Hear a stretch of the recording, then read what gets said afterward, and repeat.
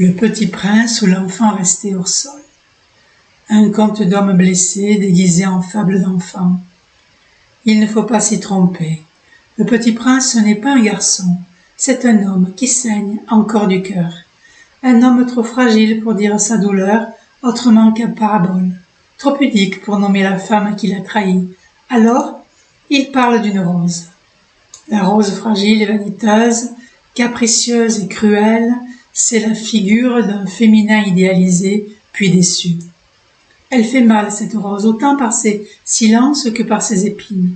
Saint-Exupéry lui donne la beauté d'un amour unique, mais aussi la brûlure d'une déception fondatrice.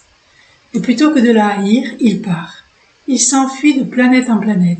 Il devient écrivain, comme on devient cosmonaute, pour s'éloigner du champ de gravité affective. Le renard, ce n'est pas un autre, c'est lui encore.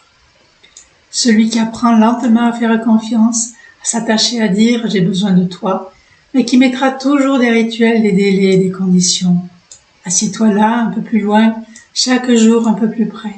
Ce renard, ce n'est pas seulement un animal de sagesse, c'est l'avatar d'un homme sauvage, écorché, inquiet, qui veut aimer, mais ne sait pas comment.